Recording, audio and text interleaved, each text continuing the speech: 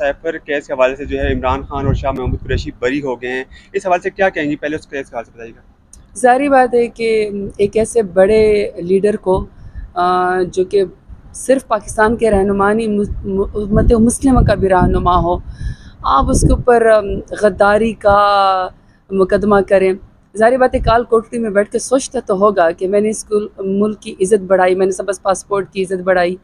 لیکن ایلیگیشن بھی کیا لگائی، یعنی وفادار بندے کے اوپر ایلیگیشن یہ لگائی کہ وہ ملک کا وفادار نہیں ہے۔ تو جب اس کا فیصلہ کل ہوا ہے اور کیس ہی ختم ہو گیا ہے،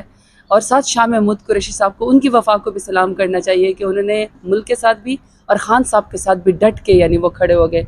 تو جب اس کا کل فیصلہ ہوا ہے تو پوری قوم کو ایک طریقے سے کہتے ہیں کہ خوشی کی بھی لہر ہوئی ہے، لیکن ایک دل کو ایک سکون بھی ملا ہے کہ ہاں کہیں پر انصاف ہے، کہیں پر ملک یا اسٹیٹ چل رہا ہے، کہیں پر امید کی ایسی کرن ہے کہ جو وہاں پہ آپ کو اتنی مشکل اور آزمائش میں ڈالا جائے گا، وہیں کہیں نہ کہیں پر اللہ آپ کی سنے گا اور آپ کو باعزت بری کرے گا۔ پہلے بھی اگر آپ کو یاد ہوگا جب ریفرنس خان صاحب کے خلاف بھجوایا گیا تھا تو اس میں جب یہ پاناما کا کیس ہوا تھا تو نواز شریف کو آپ کو پتا کہ سیسیلین مافیا کا آتا اور ان کو کہا تھا کہ یہ صادق اور امین نہیں ہے، لیکن جب خان صاحب کے خلاف ریفرنس یہیں سے بھجوایا گیا تھا تو انہوں نے خان صاحب کو صادق اور امین قرار دیا گیا تھا۔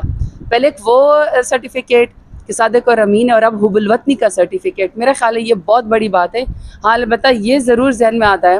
کہ جب فیصلہ بھی ہو گیا، الحمدللہ وہ بری بھی ہو گئے خان صاحب،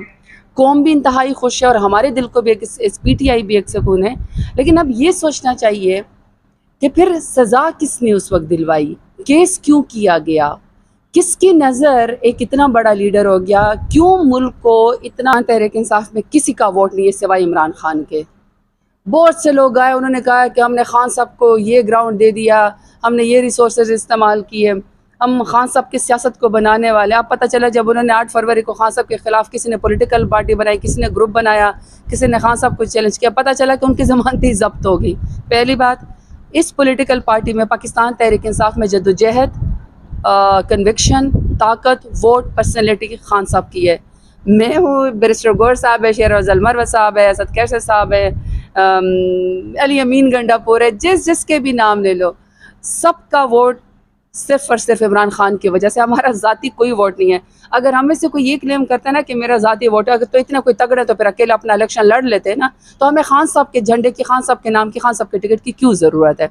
سب سے پہلی بات یہ خان صاحب کا ووٹ ہے۔ دوسرے کہ ہماری پارٹی بہت بڑی ہو گئی ہے، ہر کوئی پاکستان تحریک انصاف میں آنا چاہتا ہے، تو ہماری بات اتنی چھوٹی سی بھی ہمارا اختلاف بہت بڑا لگتا ہے، حالانکہ تمام پولیٹیکل پارٹیز میں اختلاف ہیں۔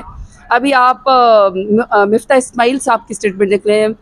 جاوید لطیف صاحب کے دیکھ لیں،